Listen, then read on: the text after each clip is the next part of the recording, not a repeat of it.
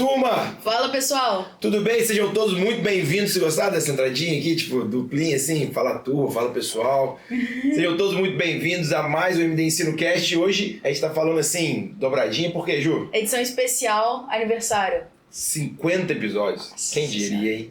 Ah, eu tenho uns dados aqui pra passar, sabia? A gente já gravou mais de 3 mil, quer ver? Calma aí 2 segundos, rapidinho. A gente já gravou, olha só, mais de 3 mil minutos de podcast. São 50 episódios, todos eles falando sobre medicina de... A gente não gosta de falar que é de medicina de emergência, nem de paciente de UTI, não. Porque, na verdade, é medicina de paciente grave, mas também muito de gestão, muito de comportamento, de tomada de decisão. Então, é um podcast para você que quer se desenvolver, quer evoluir, quer estudar. Até porque nosso valor principal aqui é estudo, né, Ju? E agradecer a todo mundo que tem acompanhado a gente nesses 50 episódios. A gente não pretende parar. Nem um pouco. Então, continue com a gente, continue acompanhando. Vai ter muito ainda por vir. Muito. Você já, com certeza, quem chegou aqui no 50º sabe que a gente tem um leque grande tanto de network de profissionais que podem vir aqui, que já vieram aqui e continuarão vindo. Falamos de quase todos os temas aí relacionados à medicina, então, claro, foco sempre mais no paciente grave, esse é o nosso norte, mas é um podcast que a gente se orgulha muito desse projeto, está completando agora, são 50 episódios, mas completa um ano agora, dia 15 de janeiro, a gente também vai fazer uma comemorativa aí no dia 15 de janeiro, e se você está escutando a 50 e ainda não colocou 5 estrelinhas no Spotify, pelo amor de Deus, coloca lá pra gente. Ajuda a gente. E compartilha o link do canal para mais gente poder, porque isso, a gente não ganha nada com isso, tá, pessoal? A gente não ganha nada financeiramente, nem nada, mas a gente ganha motivação quando a gente vê mais gente entrando, quando a gente vê que as pessoas estão gostando, as pessoas compartilhando, então pra gente é muito importante. E se tiver algum pedido de tema, pode mandar pra gente Sempre. Também, que a gente também tenta gravar. Luiz vai deixar uma caixinha de perguntas aí no Spotify, Luiz Romelo, que organizam isso, que aí pode botar tema lá, ou entrar lá na plataforma do Telegram, por exemplo, MD Ensino na Prática, só procurar no Telegram, eu vou deixar o link aqui também, e vocês podem lá, através de lá também conversar com a gente conversa muito lá, né, Ju? Uhum. Mas o que a gente vai falar sobre hoje nessa Hoje eu acho que é um tema comemorativo? Luiz, pra comemorar. Vê o que você vai achar desse tema, Luiz. Vê se você vai gostar. Vê se você sabe falar sobre ele, Luiz. O Luiz tá aqui aprendendo já. O Luiz é quase um médico já, de tanto que ele ouve a gente. Só uma coisa, tá, Ju? Falando do Luiz, quem quiser gravar um podcast, quem quiser gravar um infoproduto, gravar uma live, enfim, o nosso estúdio aqui é todo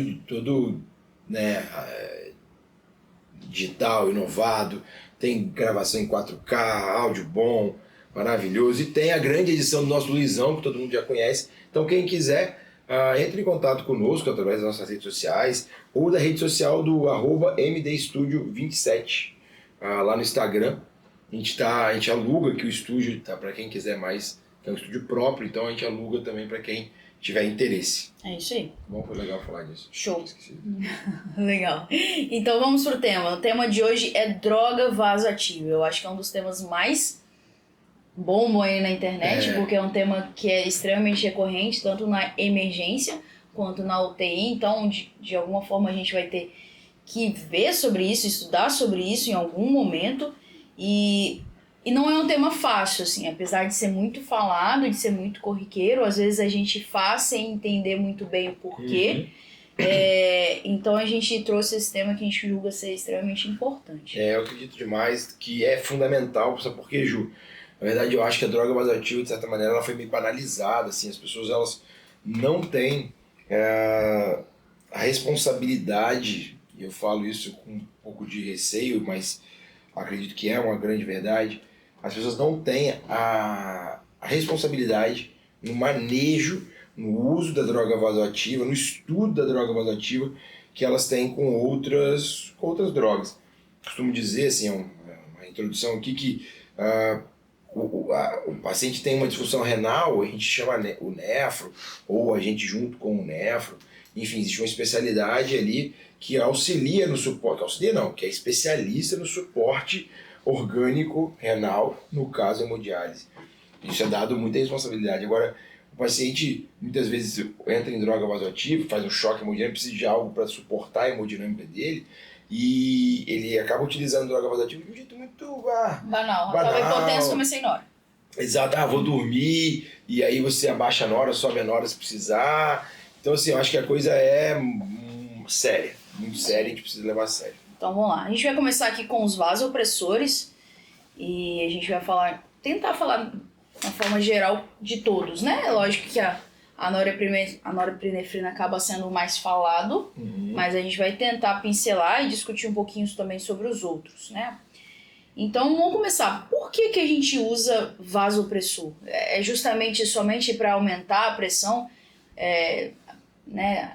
O PAM estava de 40, eu aumentei para 70, então já fiz a minha parte e acabou. Por que a gente usa vasopressor? Por que de se usar droga vasoativa não está relacionado ao objetivo simples de aumentar a pressão arterial. O porquê de se usar droga vasoativa, ela tem um fundamento básico. A gente usa droga vasoativa prioritariamente com a Primeiro, vamos começar só de trás para frente um pouquinho, ou da ponta para o meio. A gente tem que discutir, para falar por que a gente usa droga vasoativa, e tem que discutir um pouquinho de como manejar o choque. Então, o que acontece? Na verdade, no fim das contas, no fim do dia, o que a gente precisa fazer é entregar oxigênio para a célula. Então, se eu tenho uma situação que faz com que a entrega de oxigênio para a célula não aconteça, ou seja, meu DO2 não seja eficiente, não seja efetivo, eu preciso reverter essa situação, eu preciso dar algum jeito de manejar a situação. Então, o que compõe essa entrega de oxigênio? São vários fatores, né? O DO2 ele é feito ele é composto pela concentração arterial de oxigênio e débito cardíaco.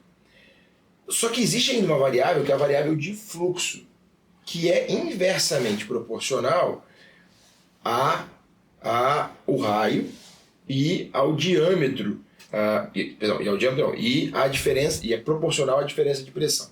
Estou falando isso aqui, eu vou amarrar tudo já. O que eu quero dizer com isso? Então, no fim das contas, eu quero entregar oxigênio, e essa entrega de oxigênio ela vem prioritariamente do débito.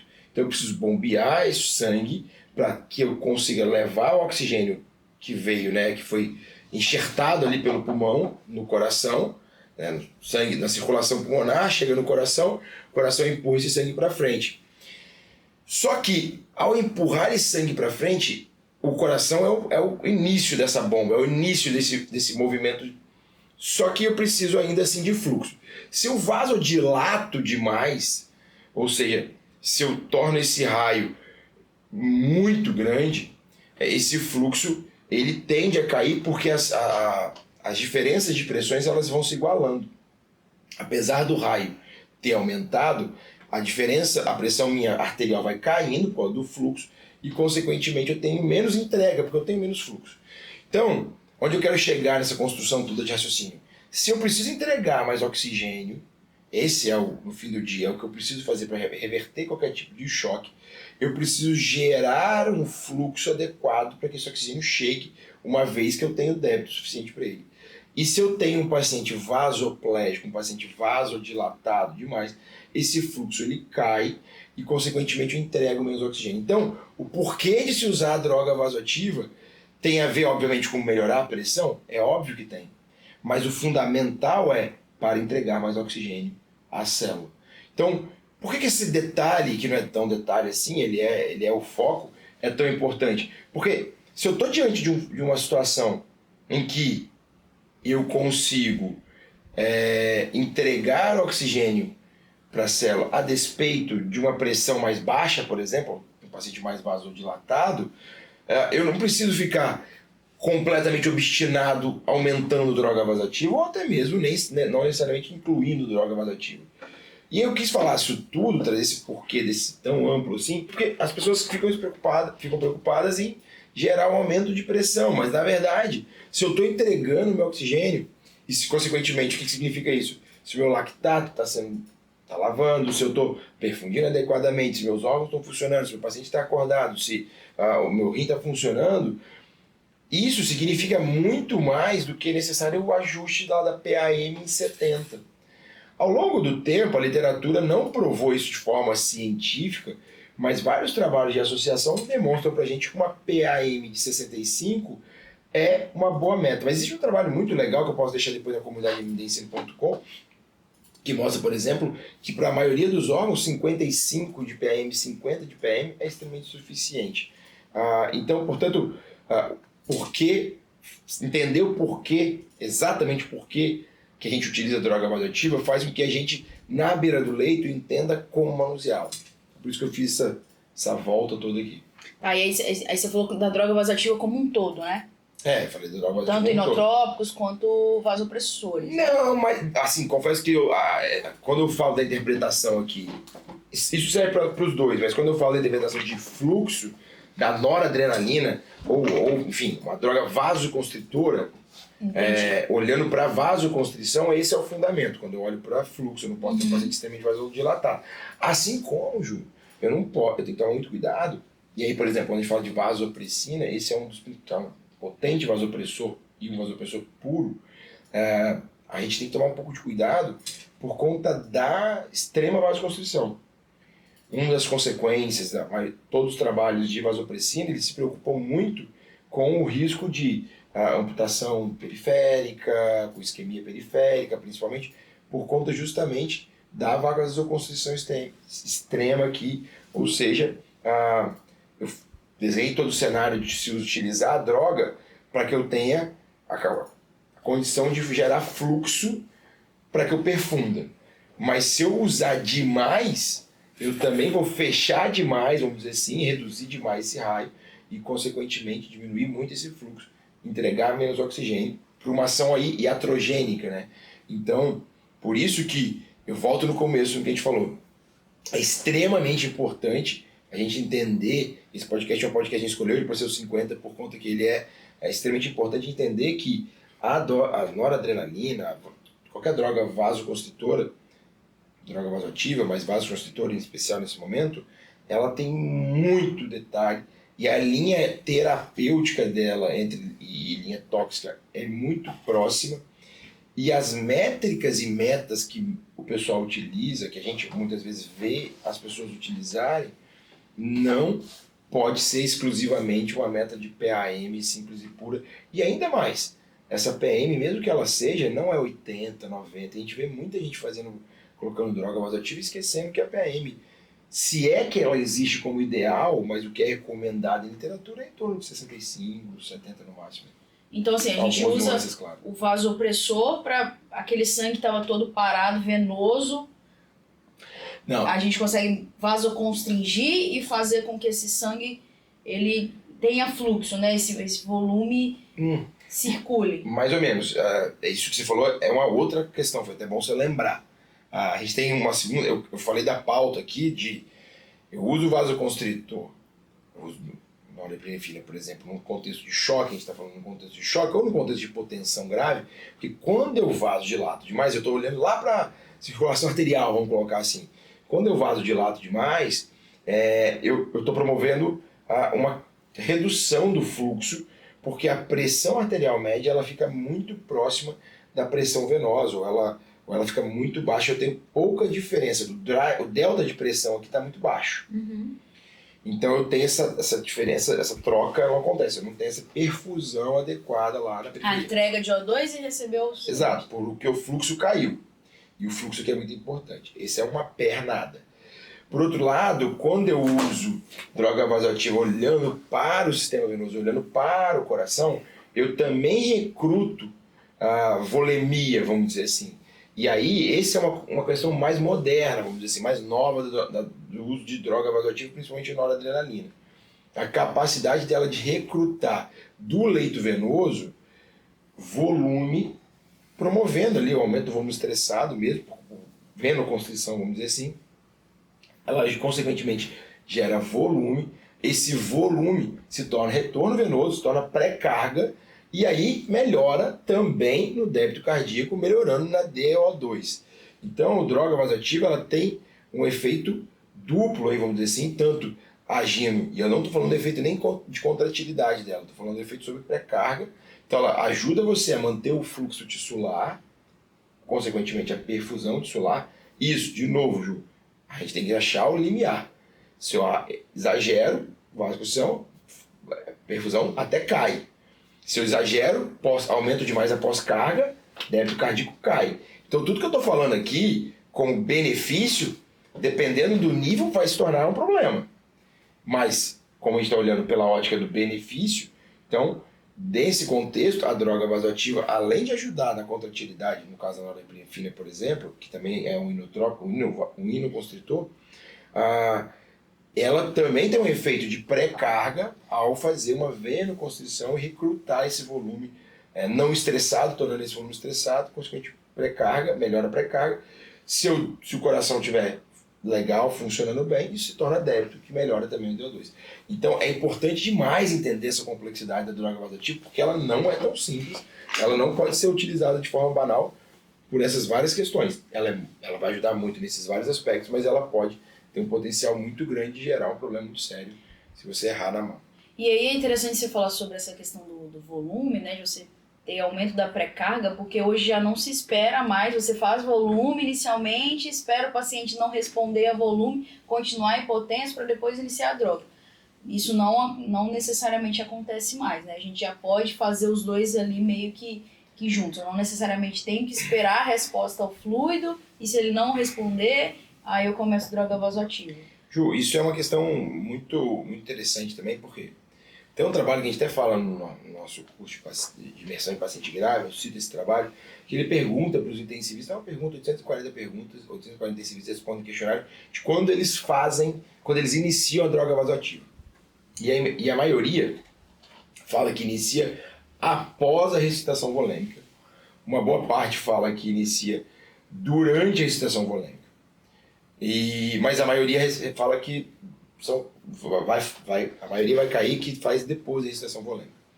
Se você for olhar o Survive Septic Campaign de 2021, o último que saiu, você vai ver lá no pacote de primeira hora que ele recomenda que você faça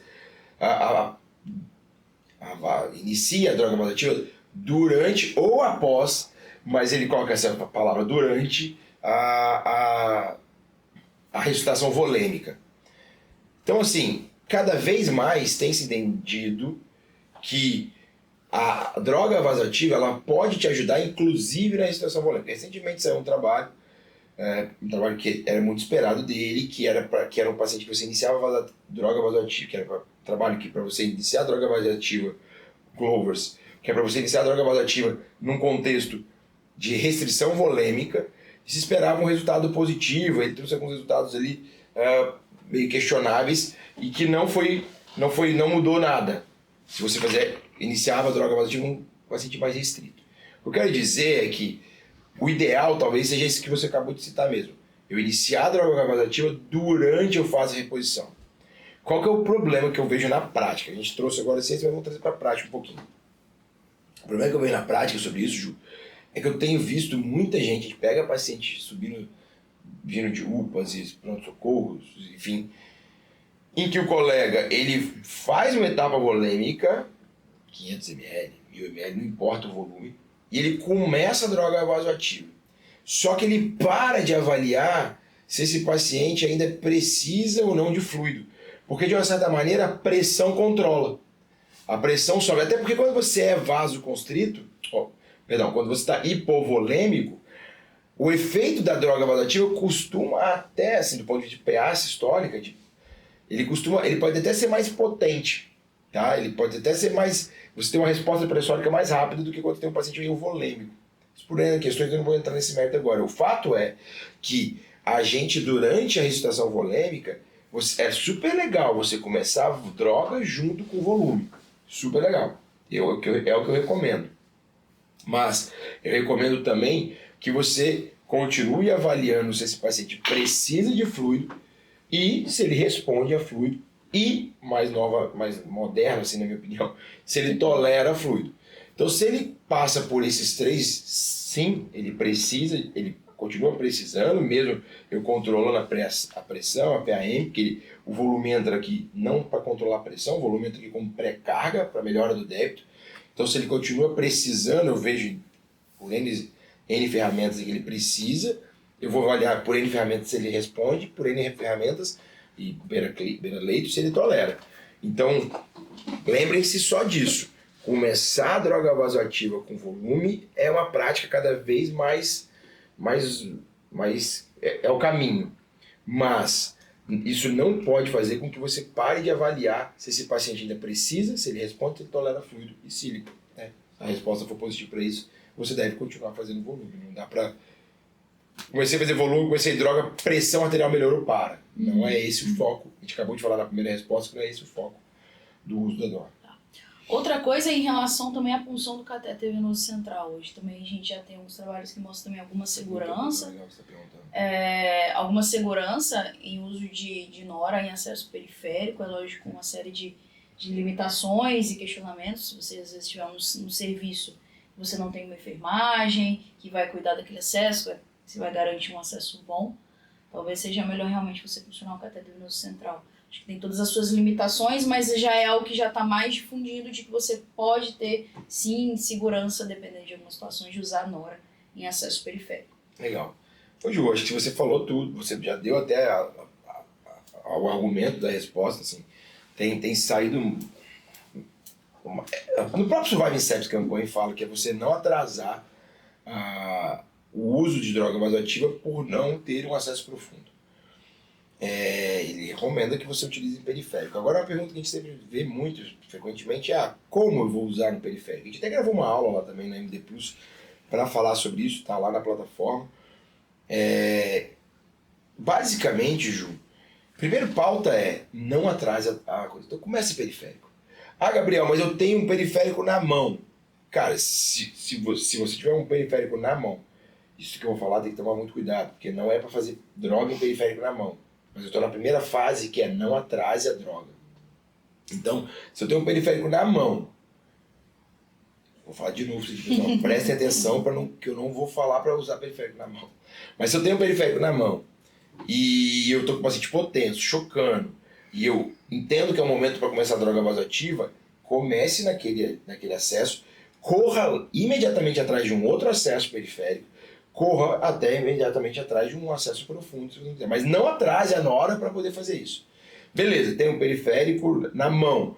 Posso deixar a droga ali? De jeito nenhum. Não é o recomendado. O recomendado não é usar em extremidades, não é usar em áreas de dobra, não é usar com outra droga associada, é uma via exclusiva e principalmente, prioritariamente, por um acesso mais calibroso, periférico mais calibroso e por um tempo determinado.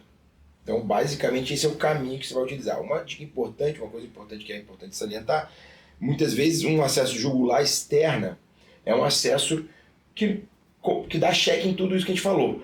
Qual que é o problema em usar a jugular externa? Não é que não é proibido, mas a jugular externa, o fato de você usar droga vasoativa em um acesso periférico, leva a um alto risco de extravasamento e lesão, necrose, inclusive lesão tecidual daquele extravasamento.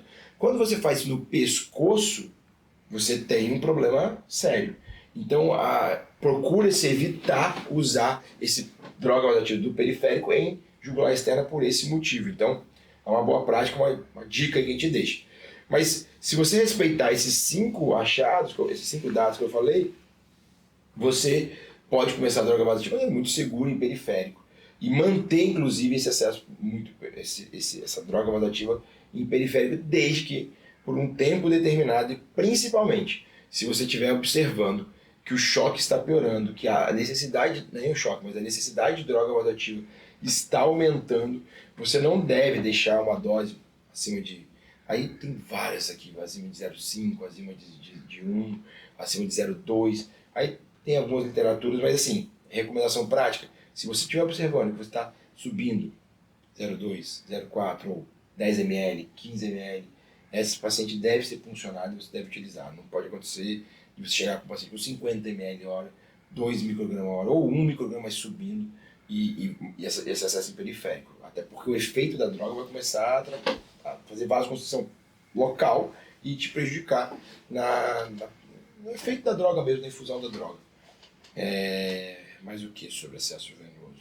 Em relação a transportar esse paciente com acesso na periférica, né? A gente sabe que tem muita gente que trabalha com transporte. Muito bom. E às vezes, enquanto o paciente está lá na sala de emergência, ele está no acesso venoso periférico. Você acha seguro transportar esse paciente com nódulo periférico? Eu não vejo problema nenhum, tá? Desde que respeitado essas situações que eu acabei de falar e que você entenda que o volume de infusão, a taxa de infusão da droga no periférico não pode ser muito alta e não deve estar em ascensão. Por que eu digo isso? Porque se você estiver se preocupando em transportar um paciente que está só subindo droga, e você está com essa droga no periférico, se qualquer coisinha acontecer no meio do caminho, e aí eu estou falando de um transporte que pode ser do centro cirúrgico para a UTI ou pode ser do APH para dentro do hospital. Se você estiver fazendo esse transporte e alguma coisa acontecer, o acesso dobrar ou puxar um pouquinho, ou você tiver que aumentar a infusão e não der conta e fazer uma flebite estourar, você vai estar num ambiente muito ruim, que é um ambiente de transporte, um ambiente no meio do caminho. Tem que realizar uma punção. Imagina você no meio do corredor, tem que realizar uma punção de emergência, ou sair correndo com a maca para chegar na UTI, para na UTI alguém abrir todo o carrinho lá e funcionar. Então, eu não vejo nenhuma restrição, desde que você saiba como interpretar o seu paciente, interpretar essa dinâmica e olhar, este paciente, este acesso está seguro para ser transportado. Os critérios de segurança aí vão ser muito individuais ali na hora do cuidado do paciente, mas a resposta objetiva é, não tem problema transportar com droga vasoativa em periférico, fazer o transporte do paciente com droga vasoativa em periférico, desde que você tenha muita segurança que aquele acesso é bom, que a dose está estabilizada, que a dose não está em ascensão, que ela não passou de um limite aceitável, e sugiro, inclusive, deixar informada a equipe que vai receber, seja da UTI, seja do pronto-socorro, onde estiver, que este paciente está com droga periférica, pode ser que eles já se preparem para uma eventual punção. Tá, legal.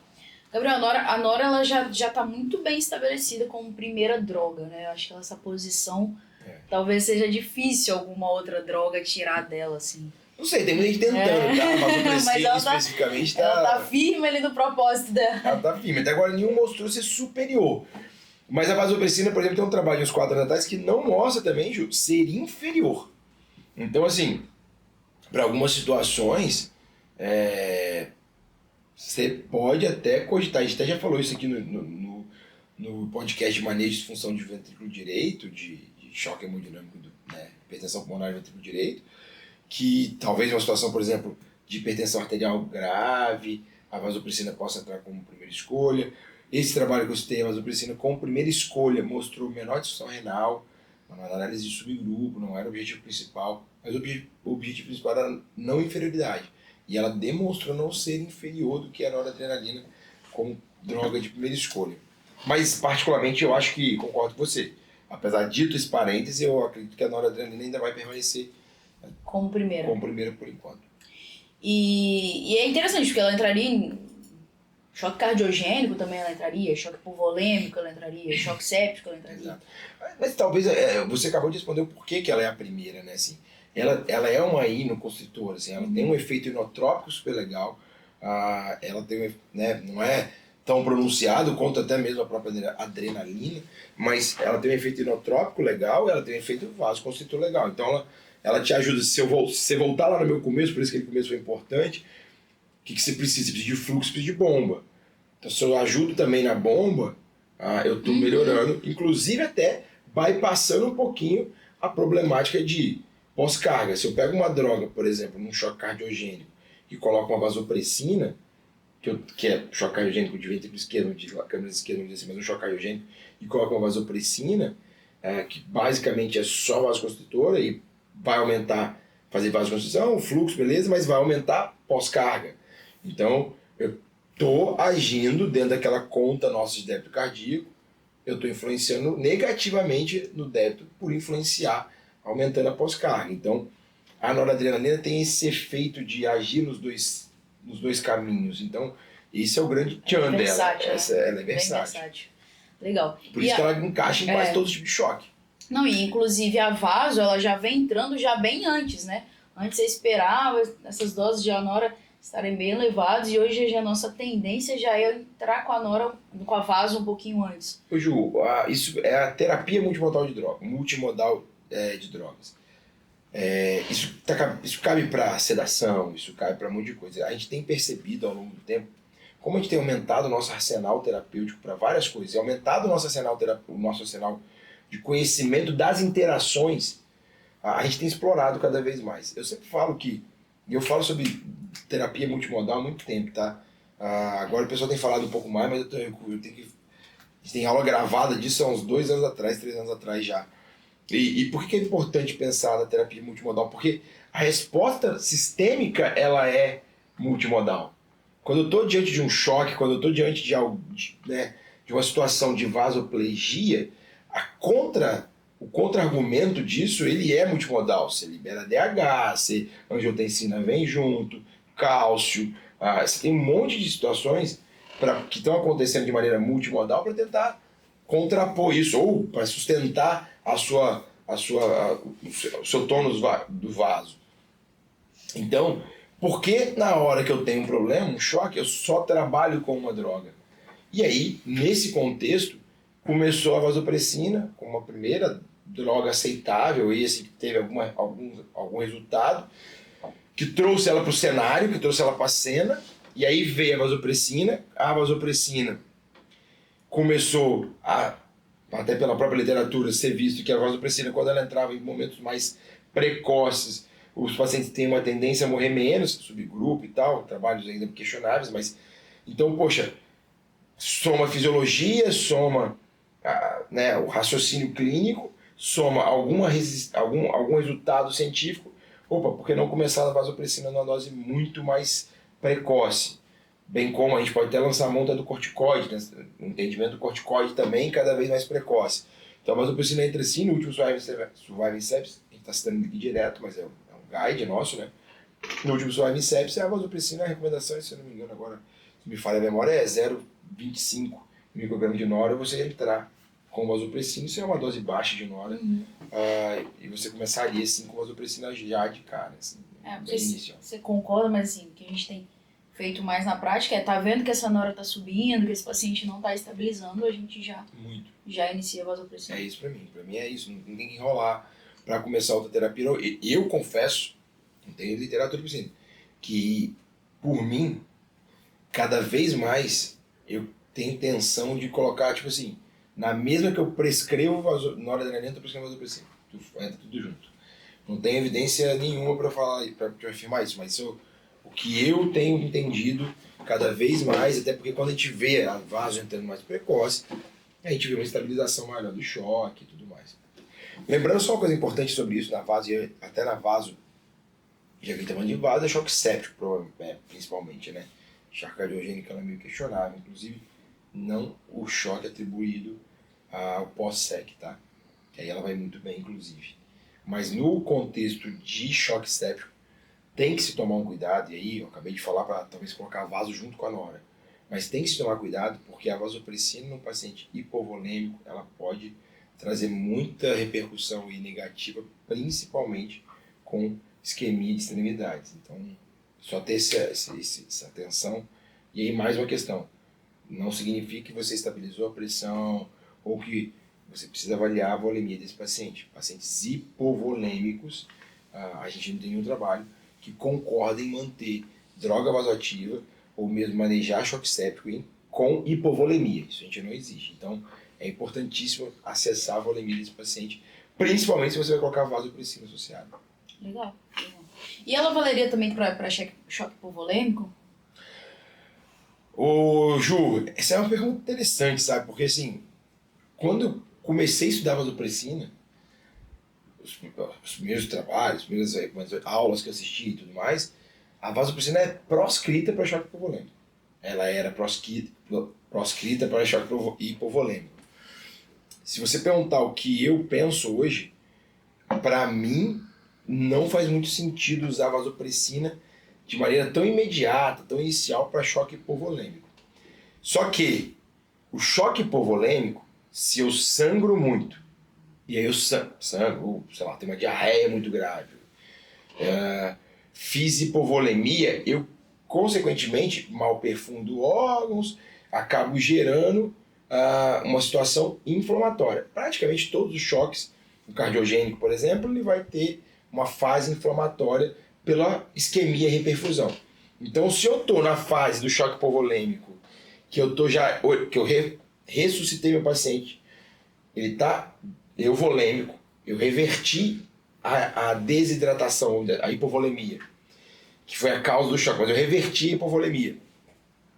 E agora eu estou diante de um processo, na verdade uma consequência do choque hipovolêmico, uma consequência inflamatória do choque hipovolêmico. Aí a vasopressina pode entrar. Agora, ela ser primeira escolha, por exemplo, no choque hipovolêmico, não entendo que isso não vai acontecer. Ou mesmo entrar com ela muito precoce no choque hipovolêmico, eu não concordo que seja o caminho ideal. Agora, manejei minha hipovolemia, reverti minha hipovolemia, mas estou diante de uma situação inflamatória consequente da minha hipovolemia. Aí sim, faz todo sentido, pode fazer todo sentido usar a vasopressina, assim como a gente acabou de falar em associação com a nora, por conta do processo que aqui é uma vasoplegia secundária à inflamação. E tá, legal.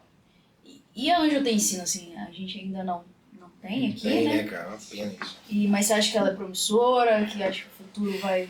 Você quer, assim, eu posso dar minha opinião e a que a literatura tem mostrado. Minha opinião é que ela é promissora. Por quê? Por conta da terapia multimodal de droga. Então eu acredito muito que que toda droga, e aí eu vou até encaixar, não sei se vou te antecipar uma pergunta, mas eu vou até encaixar o azul de metileno nessa mesma situação. E eu acredito muito que qualquer droga que atue toda essa cascata de tônus vascular, dessa cadeia de tônus vascular, ela tem sim um potencial de apoio. Outra questão, a noradrenalina, a gente acabou de falar, ela é ótima, blá, blá, blá, blá, mas ela tem vários efeitos ruins em vários órgãos, inclusive na situação imunológica, na vasoconstrição esplâncnica, que é uma problemática. Então, assim, cada vez mais os trabalhos, a literatura e a ciência têm pensado que usar menos noradrenalina parece muito que é benéfico. Isso é claro. Se você fala assim, mas é claro, se eu usar menos noradrenalina, o paciente vai estar menos grave. Mas não é isso que eu estou querendo dizer. Eu estou querendo dizer, se eu associo outras drogas vasoativas que atuam em outras partes do circuito e, consequentemente, diminuo minha infusão de noradrenalina, isso parece trazer, né, acredita-se que isso vai trazer benefício.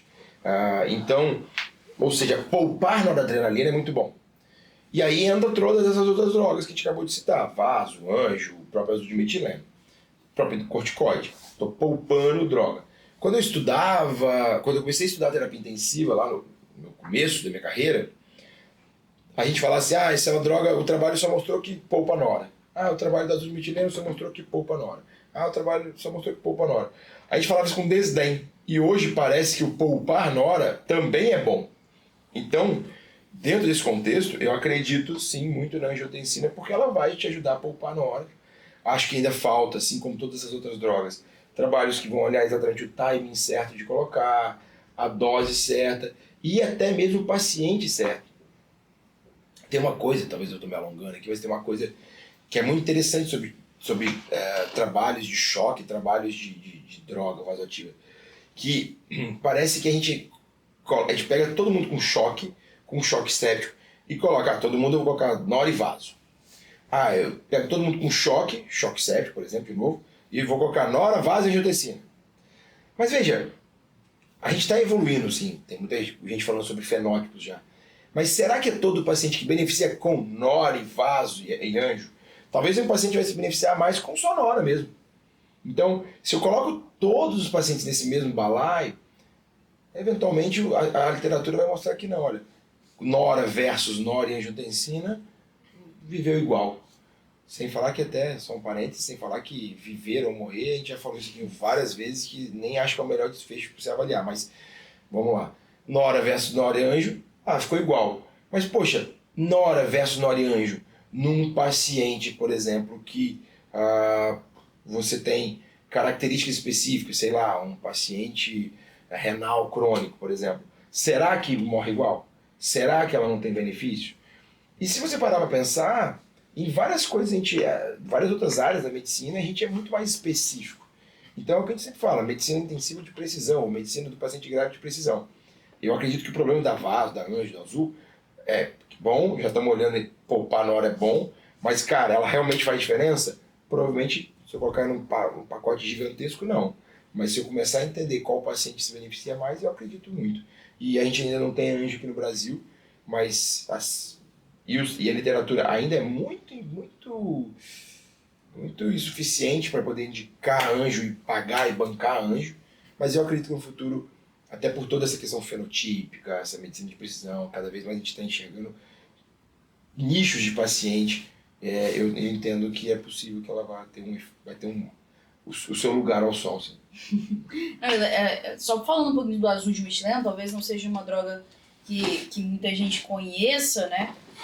Acho que talvez seja mais novo que a angiotensina. Não, tá vindo junto, ela é mais antiga. Só que o azul é mais antiga. Tá eu usei azul na minha residência. Aí enterraram o coitado do azul.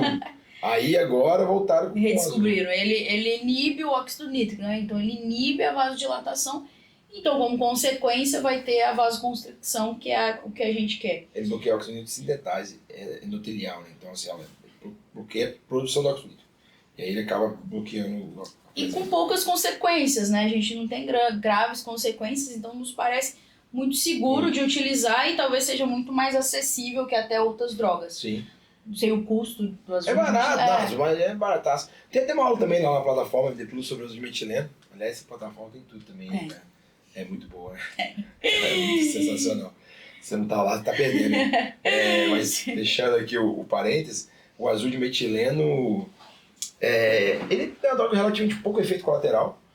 E ele entra nesse mesmo raciocínio da terapia multimodal. Ele tá agindo num outro coisa que eu acho até legal, porque ele tá agindo ele tá inibindo o vasodilatador. Ele não tá fazendo a vasoconstrição, entende? Uhum. Então eu acho até super legal o mecanismo que ele vai. Eu confesso que eu sou meio fã do azul de metileno, assim, por conta da questão fisiológica dele. Somos todos azul de metileno. Somos todos azul, né? Azul podia patrocinar a gente, hein?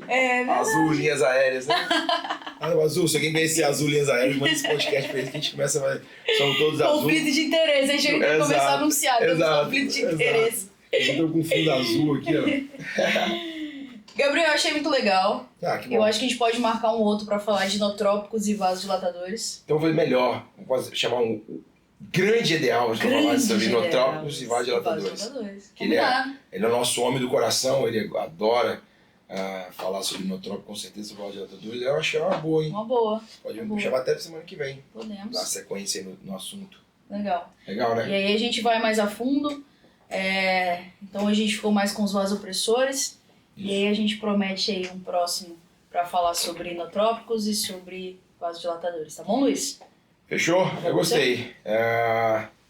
Só lembrando, quem está escutando a gente no Spotify, @MDEnsino, lá no Instagram.